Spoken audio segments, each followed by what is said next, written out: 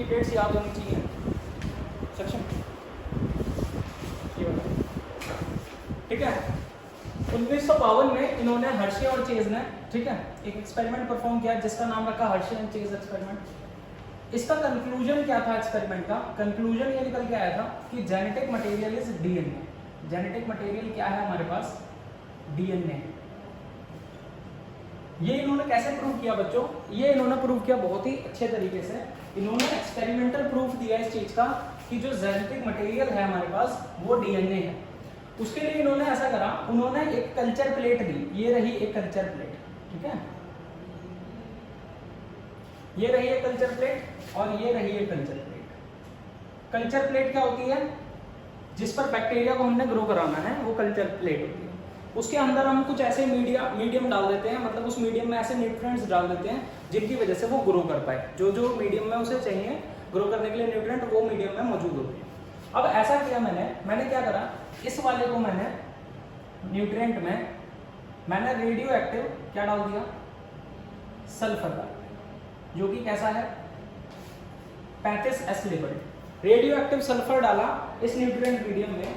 तो एक बात बताओ, जहां जहां बैक्टीरिया को सल्फर की जरूरत होगी वो अपने मीडियम से लेगा सल्फर, और अपने मीडियम से अगर सल्फर लेगा तो उस बैक्टीरिया या फिर उस ऑर्गेनिज्म में जहां जहां सल्फर की बॉडी में जरूरत है वहां वहां रेडियो एक्टिव सल्फर हो जाएगा, नहीं हो जाएगा? एक्यूमुलेशन होगा, नहीं होगा? तो देखो यहाँ पर एक बात समझ में आती है, हमने एक्सपेरिमेंट के लिए लिए थे बैक्टीरियोफाज। क्या लिए थे? बैक्टीरियोफाज, ठीक है। और बैक्टीरियोफाज की जो प्रोटीन कोट है उसको क्या कहते हो आप? कैप्सूल कहते हो, जो उसकी बॉडी पर है। दूसरा, उसके पास जो डीएनए है, ठीक है, वो उसका जेनेटिक मटेरियल है। और आपको ये बड़े अच्छे से पता है कि अगर मुझे सल्फर चाहिए, यानी कि बैक्टीरियोफाज को सल्फर चाहिए, तो प्रोटीन कोट बनाने के लिए चाहिए, क्योंकि प्रोटीन जो होता है वो किससे बनता है बच्चों? अमीनो एसिड से बनता है। किससे? अमीनो एसिड से। और अमीनो एसिड्स में साइटोसिन होता है और मिथाइलिन होता है। ये दो ऐसे अमीनो एसिड्स हैं जिनको किस चीज की जरूरत पड़ती है? सल्फर की जरूरत पड़ती है, क्योंकि इनका केमिकल फॉर्मूले में कौन है? सल्फर है। तो अगर सल्फर की जरूरत है तो कहीं ना कहीं प्रोटीन कोट कैसी हो जाएगी? रेडियो एक्टिव सल्फर वाली, रेडियो एक्टिव सल्फर वाली हो जाएगी। देखो सर, इस कल्चर मीडियम में अगर मैं बैक्टीरियोफाज को ग्रो कराऊंगा तो मकसद क्या है, मोटिव क्या है कि बैक्टीरियोफाज की प्रोटीन कोट में रेडियो एक्टिव 35 सल्फर पाई जाए, है ना, इंट्रोड्यूस कर दी जाए। तो मैंने कहा यहां से bacteriophage cultured in this medium will have 35S labeled या radioactive 35S labeled sulphur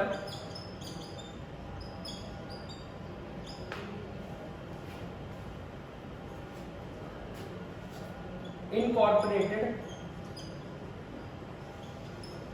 in their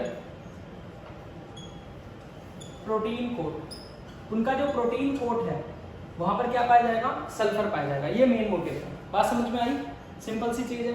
फिर मैंने कहा अगर मान लो मैं यहां से कहता हूं कि डीएनए एक जेनेटिक मटेरियल है और डीएनए की कॉम्पोजिशन में आप देखोगे तो एक फॉस्फेट ग्रुप होता है।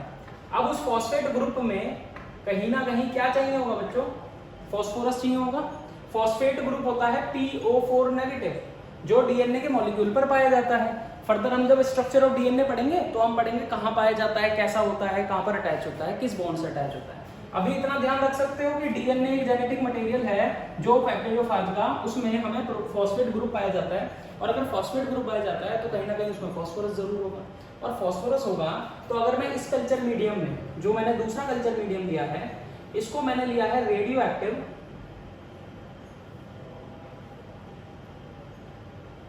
32 फॉस्फोरस का, ठीक है।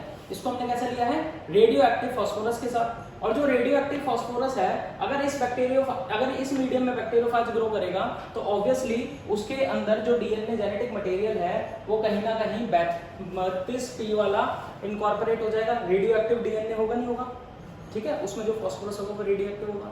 तो मैंने ये लिखा यहाँ पर कि यहाँ से मुझे क्या समझ में आता है, यहाँ से मुझे समझ में आता है कि रेडियो एक्टिव या bacteriophage cultured in this medium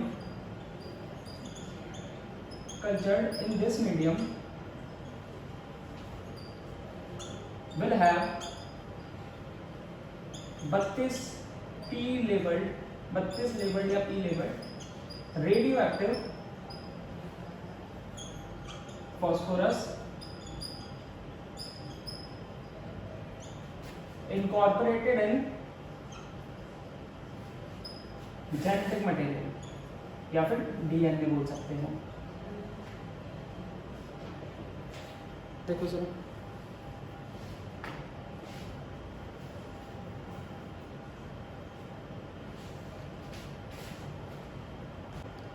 यहाँ पर ये मैंने बैक्टीरियोफाज, और बैक्टीरियोफाज के बारे में क्या बताया था बच्चों कि बैक्टीरियोफाज ऐसे वायरसेस हैं, ये क्या है, वायरसेस दैट अफेक्ट्स बैक्टीरिया।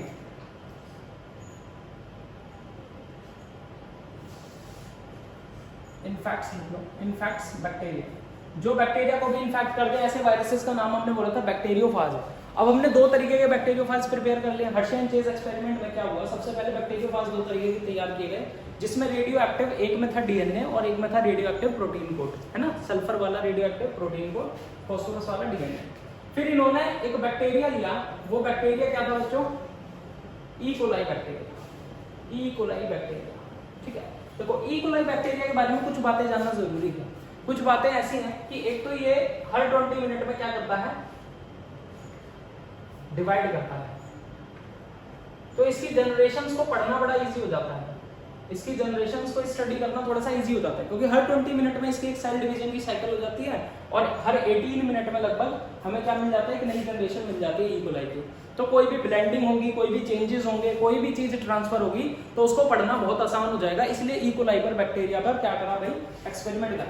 इन्होंने सबसे पहले ये करा, इन्होंने सबसे पहले ई कोलाई बैक्टीरिया लिया, ये मैंने मान लो ई कोलाई बैक्टीरिया ले रखा है, ये ई कोलाई बैक्टीरिया है। उसके बाद मैंने यहाँ पर अटैच कर दिए, या फिर मैंने कहा कि यहाँ पर इन्होंने इन्फेक्शन करा दिया, किससे भाई, बैक्टीरियोफाज से। ये एक बैक्टीरियोफाज जो है ये क्या कर रहे हैं, इन्फेक्ट कर रहे हैं किसको, ई कोलाई बैक्टीरिया को। देखो जरा, attachment of the bacteriophage to the E coli, यहाँ पर ये इन्फेक्शन हो रहा है और ये इसका जेनेटिक मटेरियल है। ठीक है, तो मैं यहाँ लिख देता हूँ, यहाँ मैं लिख देता हूँ radio active 35S labelled protein code, ये है प्रोटीन कोड। ठीक है, और यहाँ पर ये जो जेनेटिक मटेरियल बच्चों आपको दिख रहा है, this genetic material will contain radio active phosphorus, radio active phosphorus. देखो यहाँ तक कोई दिक्कत, यहाँ तक आई थिंक कोई दिक्कत नहीं है सारे बच्चों को। इस स्टेप को बच्चों हमने कहा इन्फेक्शन, क्या कहा हमने, इन्फेक्शन कहा। इस स्टेज को मैंने क्या कहा, इन्फेक्शन कहा। बिल्कुल एज इट इज मैं यहाँ भी बना लेता हूँ, ऐसे मैंने एज इट इज यहाँ भी बना लिया। ये एक ई कोलाई बैक्टीरिया है, इस ई कोलाई बैक्टीरिया का खुद का भी डीएनए होगा, यहाँ पर ई कोलाई बैक्टीरिया का खुद का भी डीएनए है, और यहाँ पर मैंने इन्फेक्शन करा रखा है किससे भाई, बैक्टीरियोफाज से। ठीक है, यहाँ पर इन्फेक्शन करा रखा है बैक्टीरियोफाज से, ये देखिए। ठीक है, ये पहला स्टेप था इन्फेक्शन, जिसमें इन्होंने इन्फेक्शन कराया बैक्टीरियोफाज से, किसका भाई, ई कोलाई। दूसरा स्टेप है ब्लेंडिंग। दूसरे स्टेप में हमने बोला कि ब्लेंडिंग होगी। अच्छा, ब्लेंडिंग का मतलब क्या होता है बच्चों, ब्लेंडिंग का मतलब क्या होता है, अरे नॉर्मली बता दो, नॉर्मली क्या कहते हो ब्लेंडिंग को, मिलना कहते हो या मिक्स हो जाना कहते हो, है ना। तो यहाँ से हमने ये देखा कि यहाँ से जब इन्फेक्शन होगा बच्चों, तो कुछ ना कुछ जेनेटिक मटेरियल जो भी होगा, अभी तो हम ये पता लगा रहे हैं ना कि डीएनए होगा या प्रोटीन होगा, तो कुछ ना कुछ जो भी जेनेटिक मटेरियल है, जैसे प्रोटीन है तो प्रोटीन ट्रांसफर हो जाएगा, और डीएनए है तो डीएनए ट्रांसफर हो जाएगा।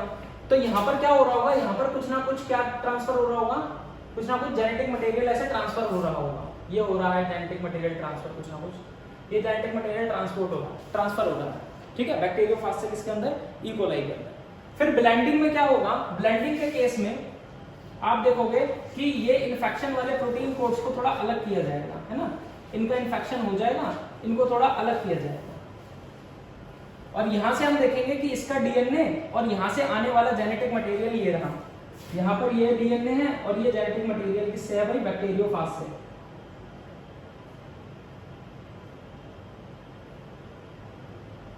देखो सर, ये जेनेटिक मटेरियल जो आया है, ये जेनेटिक मटेरियल किसका है बच्चों, बैक्टीरियोफाज का है। हमें नहीं पता ये क्या ट्रांसफर हुआ है, वेदर इट इज प्रोटीन और इट इज डीएनए, ये हमें पता लगाना है, ठीक है। यहां पर मैंने बोला ये जेनेटिक मटेरियल कहां से आया है, बैक्टीरियोफाज से आया है। प्रोटीन है या डीएनए है मुझे नहीं पता है, ठीक है। इस केस में ब्लेंडिंग होगी, दोनों के जेनेटिक मटेरियल मिक्स हो जाएंगे, मतलब ई कोलाई में दोनों के जेनेटिक मटेरियल मिक्स हो गए। इसका मतलब दोनों जेनेटिक मटेरियल अभी ई कोलाई के अंदर है, बैक्टीरियोफाज का भी और बैक्टीरिया का भी। ये बात समझ में आई, दोनों के जेनेटिक मटेरियल अभी ई कोलाई में है। जेनेटिक मटेरियल किसके भाई, ई कोलाई के और बैक्टीरियोफाज के। चलो आगे चलते हैं, यहां पर हमने करनी है सेंट्रीफ्यूगेशन।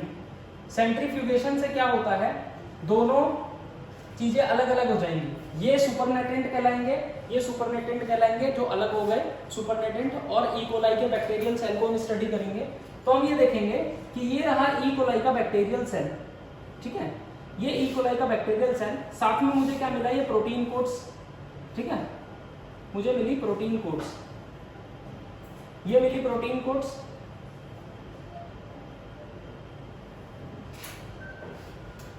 यहां पर मेरे को मिला ई कोलाई और यहां पर हमें मिला क्या भाई, protein codes, E coli and protein codes. देखो ऐसे मिल गया।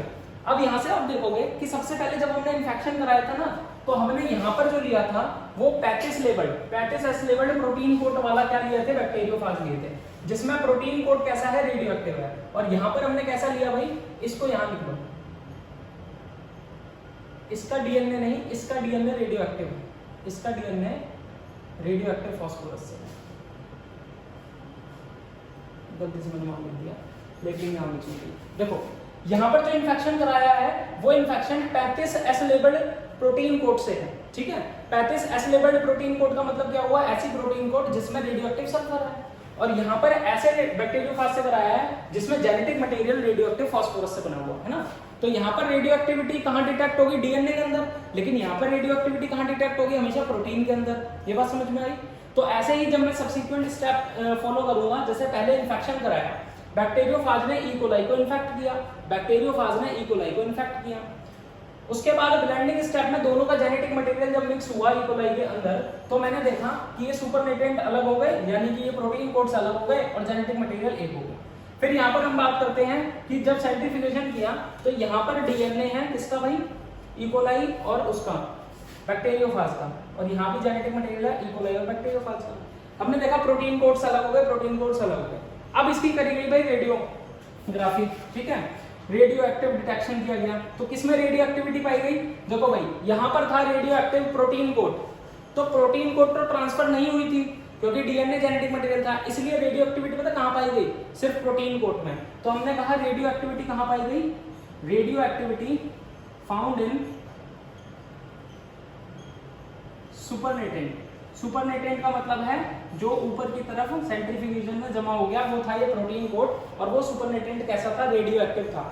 इसका मतलब जो हमारे पास प्रोटीन है वो ट्रांसफर तो नहीं हुआ ई कोलाई में, है ना। तो यहाँ पर कैसा पाया गया था, no radioactivity in E coli, no radioactivity found in E coli.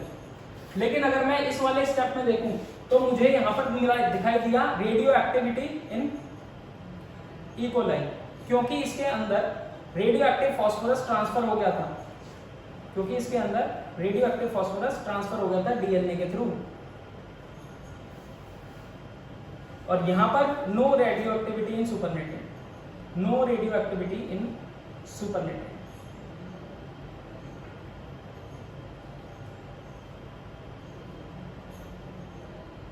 ठीक है, तो मुझे यहां से क्या कंफर्म होता है बच्चों, कंफर्म ये होता है कि DNA is the genetic material, DNA is the genetic material, ये कंफर्म होता है हर्शे चेज एक्सपेरिमेंट से। और ये बहुत ही बड़ा एक्सपेरिमेंट था जिसने एक बहुत मेजर कंफ्यूजन दूर कर दी थी प्रोटीन और डीएनए के बीच में। क्लियर है। इसे उतार दो। अगर कोई भी न्यूक्लिक एसिड है या कोई भी मटेरियल, हमने बोला कि कोई भी न्यूट्रिएंट हमने हमारे बॉडी में जो भी कंपाउंड है वो अगर जेनेटिक मटेरियल है तो क्या कैरेक्टर्स जेनेटिक मटेरियल में होने चाहिए? Characteristics of a genetic material.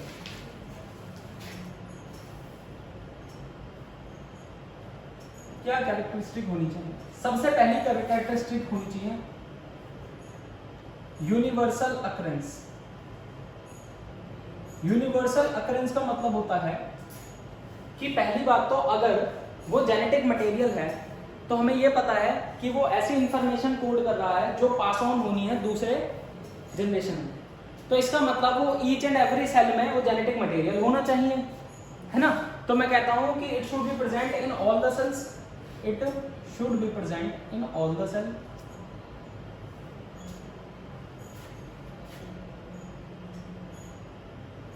ऐसे बोल सकता हूं, है ना। मतलब उसकी अकरेंस क्या होनी चाहिए? सेल के अंदर होनी चाहिए। ऐसा नहीं कि किसी किसी सेल में है किसी किसी में नहीं है, तो कैसे जनरेशन आगे बढ़ेगी? जब सेल डिवाइड करेगा तो जेनेटिक मटेरियल तो पास ऑन होगा, ठीक है। तो it should be present in all the sales.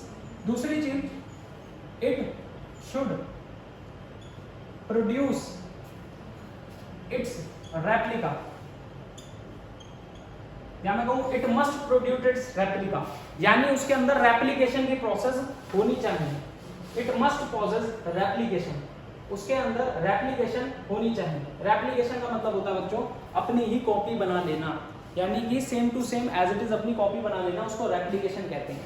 और उसी कॉपी को हम रेप्लिका कहते हैं। तो it should produce its replica, उसे अपनी रेप्लिका बनानी आनी चाहिए, या फिर किसी भी प्रोसेस से वो अपनी रेप्लिका प्रोड्यूस कर सके, वही चीज जेनेटिक मटेरियल बन सकती है, ठीक है।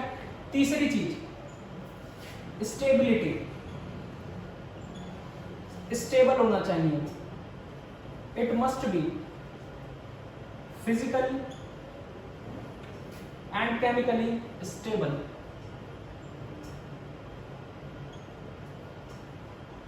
एंड अनरिएक्टिव, अनरिएक्टिव होगा तभी तो जाके क्या होगा? स्टेबल होगा बच्चों।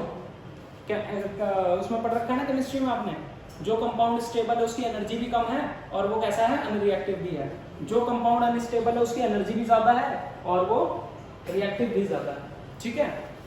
और चौथी चीज है, it must contain information in coded form. कुछ ना कुछ कोडेड फॉर्म में उसके पास क्या होनी चाहिए? इंफॉर्मेशन होनी चाहिए, ठीक है। जो भी इंफॉर्मेशन वो कैरी कर रहा है, जेनेटिक इंफॉर्मेशन, वो कैसी होनी चाहिए? कोडेड फॉर्म में होनी चाहिए, ताकि वो उसको पास ऑन कर सके, ठीक है। पांचवी चीज, the coded information, coded information could be able to produce essential materials in cells like proteins and enzymes। Proteins और एंजाइम्स को बनाने के लिए ये कोडेड इंफॉर्मेशन यूजफुल होनी चाहिए और यूज की जानी चाहिए। ऐसा होना चाहिए जेनेटिक मटेरियल, जो उसमें कोडेड इंफॉर्मेशन है। It must be use for producing proteins and enzymes which is required for the metabolism of the cell. सीधी सी बात है, ठीक है। और छठी चीज मैं लिखवा रहा हूं वो है म्यूटेशन।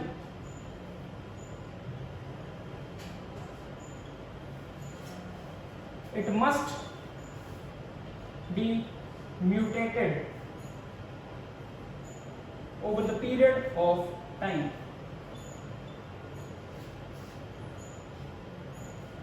म्यूटेशन एक्सेप्ट करने वाला होना चाहिए।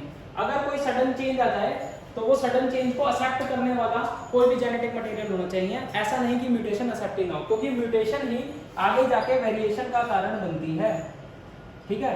और म्यूटेशन क्या होती है बच्चों? म्यूटेशन होती है sudden change in the genetic material। Mutation के बारे में ब्रीफली बात करेंगे इस चैप्टर में, ठीक है। म्यूटेशन होनी चाहिए। तो ये 3 पॉइंट जो है ना, ये तो सबसे इंपॉर्टेंट है। एक ये कि हर सेल में होना ही चाहिए, ये रेप्लिका होना चाहिए, स्टेबल होना चाहिए, ठीक है, और म्यूटेशन होना चाहिए। ये तो आपके पास हर बुक में, हर क्वेश्चन में आपको ऐसे ही मिल जाएंगे। बाकी ये दो चीजें और एक्स्ट्रा, ठीक है, अगर दे रखी हो स्टेटमेंट में तो ओके है, नहीं दे रखी हो तो कोई बात नहीं। तो अब तो कर सकते हो। तो यहाँ पर ना अगर कंपैरिजन किया जाए डीएनए और आरएनए का बच्चों, तो डीएनए अगर मैं ले लूँ और आरएनए में ले लूँ, तो आपको अभी इतना तो पता ही है, अभी मैंने स्ट्रक्चर नहीं पढ़ा है, लेकिन फिर भी आपको इतना तो पता है कि डीएनए डबल स्ट्रैंडेड होता है ना। डीएनए डबल स्ट्रैंडेड होता है, मतलब दो स्ट्रैंड से बना होता है और दो स्ट्रैंड आपस में ऐसे बॉन्ड बना के रखते हैं। और ये कैसा होता है? सिंगल स्ट्रैंडेड होता है, ठीक है। अगर मैं इसकी बात करूं तो ये हाईली रिएक्टिव बोल सकते हैं, या ये रिएक्टिव होता है, और ये कैसा होता है? अनरिएक्टिव होता है। और ये केमिकली स्टेबल होता है ज्यादा, और ये केमिकली कैसा होता है? अनस्टेबल होता है, ठीक है। सिंगल स्ट्रैंडेड है, रिएक्टिव है, अनस्टेबल है, और ये अनरिएक्टिव है, स्टेबल है और डबल स्ट्रैंडेड है, ठीक है। जिसकी वजह से DNA is a better genetic material over RNA. अगर मैं आरएनए के ऊपर बात करूं तो न्यूक्लिक एसिड्स तो आपको लिविंग सिस्टम में दो ही तरीके के मिलते हैं, है ना। न्यूक्लिक एसिड्स तो आपको लिविंग सिस्टम में दो ही तरीके के मिलते हैं, एक डीएनए और एक आरएनए। लेकिन उसमें अगर मैं ये बात करूं तो ये तो अनस्टेबल और रिएक्टिव दोनों है, और ये भी अनस्टेबल और रिएक्टिव, ये दोनों, ये कैसा है? अनरिएक्टिव और स्टेबल। बट एक चीज है, ये म्यूटेट होता है फास्टर रेट पर, it can mutate eight faster rate, ये जल्दी म्यूटेट हो जाता है, और ये म्यूटेट होता है एट स्लो रेट, ये स्लो रेट पर म्यूटेट होता है, ठीक है। ये एक मेन डिफरेंस है। बस ये है कि दोनों म्यूटेशन एक्सेप्ट कर सकते हैं, इसलिए कुछ कुछ वायरसेस में आज की डेट में भी आरएनए जो है वो क्या बना हुआ है? जेनेटिक मटेरियल, क्योंकि वो म्यूटेंट बन सकता है। अनस्टेबल है, रिएक्टिव है, ये बात समझ में आती है, बट कहीं ना कहीं वो जेनेटिक मटेरियल को पास ऑन तो कर ही सकता है। कोडेड इन्फॉर्मेशन तो क्या रखता ही है, अकरेंस तो है ही है, अकरेंस है ही सारे सेल्स में, और रेप्लिका प्रोड्यूस कर सकता है। साथ के साथ उसमें स्टेबिलिटी के कारण थोड़ा सा हम बोल सकते हैं कि वो जेनेटिक मटेरियल सारे ऑर्गेनिजम्स में नहीं हो सकता, और यहाँ पर कोडेड इन्फॉर्मेशन भी होती है उसके अंदर, और उनको कन्वर्ट भी किया जा सकता है। दूसरा ही म्यूटेशन भी फास्टर रेट में हो जाता है। इसी वजह से कुछ कुछ वायरस में आज भी वायरस में आरएनए जो है क्या है भाई? जेनेटिक मटेरियल है। क्लियर? लेकिन हम डीएनए की बात करें तो डीएनए में सारी प्रॉपर्टीज मैच करती हैं, सारी प्रॉपर्टीज वो पोजेस करता है, जिसकी वजह से almost all organism have genetic material as a DNA, ठीक है भाई। चलें आगे, ये चीज क्लियर हो गई। अब देखो आरएनए वर्ल्ड के लिए ना आपके बुक में एक छोटा सा पैराग्राफ दे रखा है, मैं चाहूंगा वो आरएनए वर्ल्ड का पैराग्राफ आप खुद पढ़ें और समझें कि उसमें क्या कहना चाहता है। अच्छा, ये लिख चुके हो सारा? ठीक है, चल। उस आरएनए वर्ल्ड के टॉपिक में ना कुछ खास दे ही नहीं रखा, बस उसने इतना बताया है कि आरएनए वर्ल्ड का मतलब ये है कि आरएनए की भी अपनी एक छोटी सी दुनिया है। आरएनए की अपनी एक छोटी सी दुनिया का मतलब है जहां आरएनए बादशाह है। आरएनए बादशाह है मतलब कि आरएनए जेनेटिक मटेरियल है, तो सारी चीजें तो उसी पर डिपेंड करेंगी। तो इन्होंने सिर्फ उन वायरसेस के बारे में बात की कि जो वायरसेस क्या है भाई? जेनेटिक मटेरियल किसको रखते हैं? आरएनए को रखते हैं। जैसे कुछ प्लांट वायरसेस होते हैं, है ना, और कुछ होते हैं एनिमल वायरसेस, जिसमें हम कहते हैं कि क्या है भाई? आरएनए जेनेटिक मटेरियल है। फॉर एग्जांपल, एक एग्जांपल अगर मैं बताऊं तो प्लांट वायरसेस जो है, एक आपने टीएमवी वायरस देखा हो, चैप्टर नंबर 2 में क्लास 11th में उसका डायग्राम भी बना हुआ है, कैप्सिड्स यानी प्रोटीन्स बने हैं और आरएनए मॉलिक्यूल उसके बीच में सर्वाइव करता है। तो मैं कहता हूं वो जो वायरस है, plant virus TMV, tobacco mosaic virus, वो टोबैको जो प्लांट है उसमें क्या करता है भाई? लीव्स को इन्फेक्ट करता है। तो ये एक प्लांट वायरस है जिसमें आरएनए क्या है? जेनेटिक मटेरियल है, जो पास ऑन होता है दूसरी जनरेशन में। दूसरी चीज है एनिमल, अगर मैं बात करता हूं तो एनिमल में जो वायरस इन्फेक्ट करते हैं, जिसमें एचआईवी वायरस आता है, जो एड्स कॉजिंग वायरस है, ह्यूमन इम्यूनोडिफिशियेंसी वायरस है ना। तो ये एचआईवी वायरस कैसा है? रेट्रो वायरस, जिसमें आरएनए क्या है? Genetic material. इसके बारे में आरएनए वर्ल्ड में बात की गई है। सिंपल सी बात है, आरएनए भी अपनी रेप्लिका प्रोड्यूस कर सकता है, but it is highly unstable and it is reactive.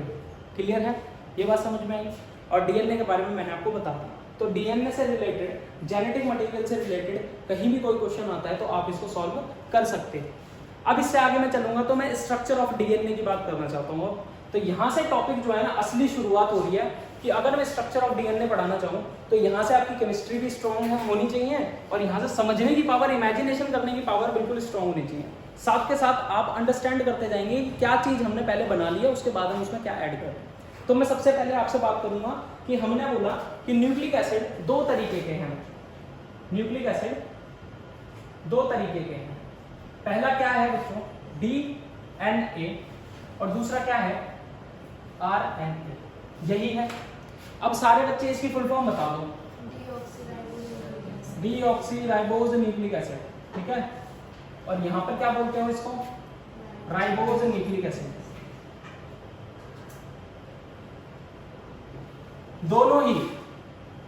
दोनों ही डीएनए और आरएनए किसके बने हैं? न्यूक्लियोटाइड्स के। किसके बने हैं?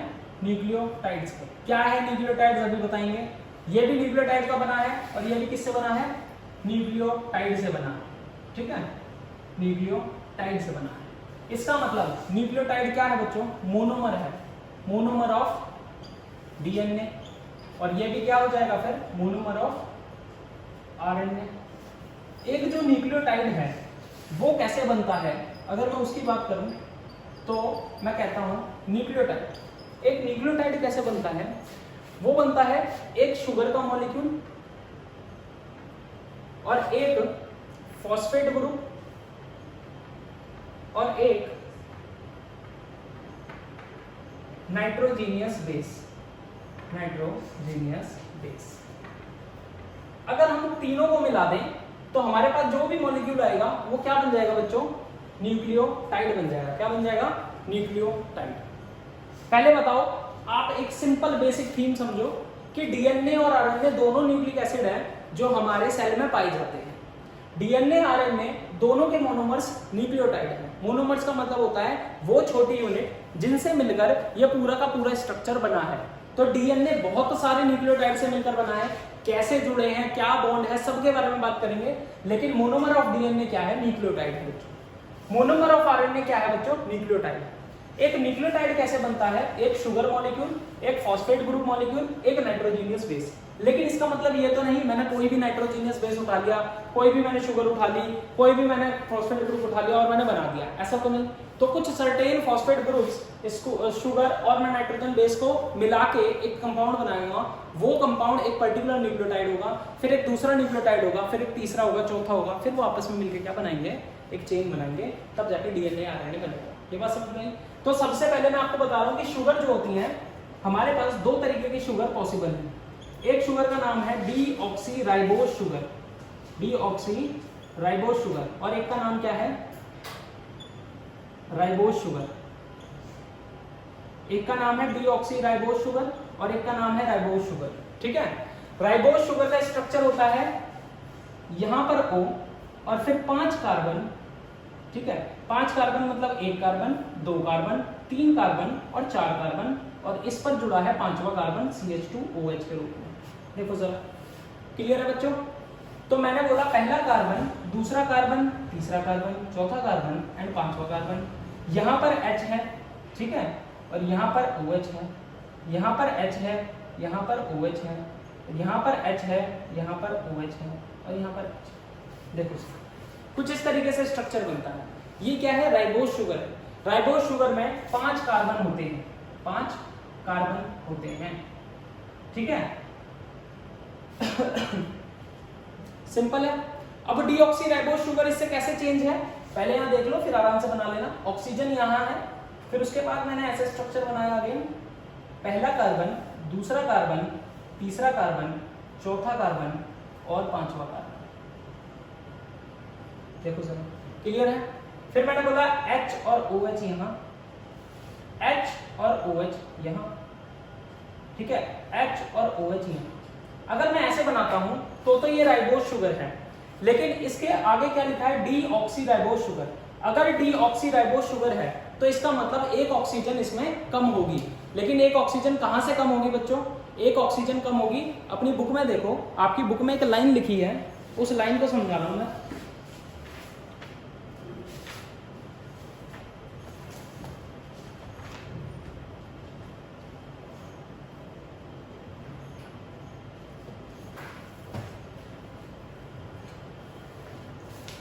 One carbon, second carbon, 3 carbon, 4 carbon and 5 carbon. देखो फर्स्ट, सेकेंड, थर्ड, फोर्थ, 5 है ना, 5th, ऐसे करके कार्बन है। तो आपकी बुक में लिखा हुआ है कि OH at second position is not present in deoxyribose. Deoxyribose, जो डीऑक्सीराइबोज शुगर है वहां पर सेकेंड पोजीशन पर क्या नहीं होगी? ऑक्सीजन नहीं होगी। ऑक्सीजन नहीं होगी तो ये कैसा दिखाई देगा, ऐसा दिखाई देगा, देखो जरा, बस ये है। डीऑक्सी राइबोज शुगर ऐसी है, राइबोज शुगर ऐसी है। तो इसका मतलब अगर डीऑक्सी राइबोज शुगर होगी तो वो डीएनए होगा, है ना, और राइबोज शुगर होगी तो वो क्या होगा बच्चों, आरएनए होगा। बात समझ में आई? सिंपल सी चीज है, कोई दिक्कत तो नहीं। इस राइबोज शुगर को, इस शुगर को हम क्या बोलते हैं, पेंटोज शुगर। पेंटोज क्यों बोलते हैं, क्योंकि इसमें 5 कार्बन होते हैं, पेंटोज शुगर बोलते हैं। पेंटोज शुगर में 5 कार्बन होते हैं और सेकंड पोजीशन पर अगर OH की जगह H है तो वो डीऑक्सी है, और अगर OH है तो वो राइबोज है। ठीक है, बाकी सब कुछ सिमिलर होता है। तो जो फॉस्फेट ग्रुप है वो हमारा कहां से ड्राइव होता है, वो हमारा ड्राइव होता है H3PO4 से। कहां से भाई, H3PO4 से। H3PO4 टूटता है और टूट के 3H+ आयन से रिलीज करता है और PO4 3 नेगेटिव रिलीज करता है। क्लियर है? PO4 नेगेटिव रिलीज करता है, ठीक है, H+ और PO4 नेगेटिव रिलीज करता है। और ये PO4 नेगेटिव कैसा होता है, इसका स्ट्रक्चर अगर देखोगे तो ये और ऐसे करके एक पर नेगेटिव चार्ज। तो ये जो PO4 नेगेटिव है इसको हम क्या बोलते हैं बच्चों, इसको हम बोलते हैं फॉस्फेट ग्रुप। क्या बोलते हैं, फॉस्फेट ग्रुप। और जहां भी मैं फॉस्फेट ग्रुप अटैच करूंगा मैं ऐसे कर दूंगा P बना के सर्कल। तो ये पूरा फॉस्फेट ग्रुप किसके इक्वल है, क्लियर है बात? फॉस्फेट ग्रुप क्या है, ये है। बात समझ में आई? कई बुक्स में फॉस्फेट ग्रुप ऐसे भी दे रखा होगा बच्चों, इसको ऐसे दे रखा होगा O और यहाँ पर OH दे रखा होगा, बस वो H अटैच करा रखा होगा सिंपली, ठीक है।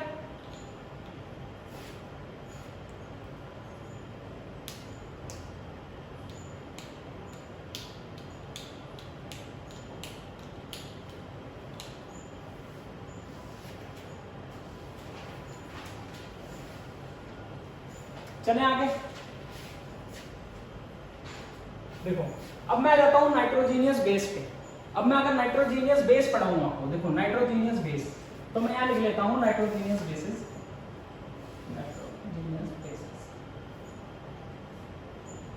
बेटा नाइट्रोजीनियस बेसिस जैसे नाम से पता चल रहा है, ऐसे कंपाउंड जिसमें नाइट्रोजन है, किसमें क्या है, नाइट्रोजन है, ऐसे कंपाउंड जिसमें नाइट्रोजन है, तो मैं ये बोल सकता हूँ nitrogen bearing compounds, nitrogen bearing organic compounds, organic compounds हैं, ठीक है। और ये 4 तरीके के पाए जाते हैं, डीएनए में पाए जाते हैं ये बच्चों, एडेनिन, थाइमिन, साइटोसिन और गुआनिन। और आरएनए में पाए जाते हैं ये एडेनिन, बस थाइमिन की जगह यूरेसिल होता है बच्चों, यूरेसिल, और साइटोसिन और गुआनिन सेम टू सेम, ठीक है। तो आपको नाइट्रोजीनियस बेसिस कितने तरीके के मिले, टोटल मिले 5 तरीके के, adenine, thymine, guanine, cytosine and uracil, ठीक है। अगर आप इन 4 की बात करते हो तो ये डीएनए के अंदर, और इन 4 की बात करते हो तो ये आरएनए के अंदर पाए जाते हैं। क्लियर? बताओ, ये चीज क्लियर है? ठीक है।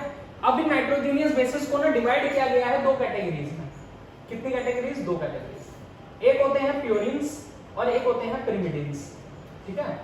एक होते हैं प्योरिन्स, एक होते हैं पिरिमिडिन्स। बेटा प्योरिन्स होते हैं जिनमें 2 नाइट्रोजन की रिंग होती है, 2 नाइट्रोजीनियस रिंग्स होती हैं, और यहाँ पर सिंगल नाइट्रोजीनियस रिंग होती है। मतलब नाइट्रोजन बियरिंग जो रिंग्स होंगी, ऑर्गेनिक कंपाउंड में रिंग होती है ना, जैसे बेंजीन की रिंग है, अगर मैं इसमें क्या लगा दूं, यहाँ N लगा दूं तो ये नाइट्रोजन की रिंग हो जाएगी। तो मैंने कहा ऐसी रिंग्स यहाँ पर 2 हैं और यहाँ पर 1 है, ठीक है। स्ट्रक्चर में इसलिए नहीं लिखवा रहा हूँ क्योंकि स्ट्रक्चर लिखवाना इररिलेवेंट हो जाएगा, वो स्ट्रक्चर आपने याद नहीं रखना है, ठीक है। तो इसलिए मैं कह रहा हूँ प्योरिन्स एंड पिरिमिडिन्स की अगर मैं बात करता हूँ तो प्योरिन्स 2 N वाली रिंग वाले कंपाउंड्स हैं और ये एक सिंगल रिंग वाले कंपाउंड है। तो ऐसे में अगर मैं प्योरिन्स की बात करूँ तो प्योरिन्स होते हैं एडेनिन और गुआनिन्स, ठीक है। और अगर मैं बात करूं पिरिमिडिन्स की तो यहां आते हैं थाइमिन्स और क्या आता है, साइटोसिन, और साथ के साथ यूरेसिल, ये कहलाते हैं पिरिमिडिन, ठीक है। तो nitrogenous bases are of 2 kind, purines and pyrimidines, ठीक है। प्योरिन्स जो होते हैं वो A और G होते हैं, और पिरिमिडिन्स जो होते हैं वो थायमिन, साइटोसिन एंड यूरेसिल। ठीक है, हाँ भाई यहां तक रट लोगे अच्छे से? अगर ये रट लोगे तो ही आगे समझ में आएगा डीएनए का मस्त सा स्ट्रक्चर। ठीक है।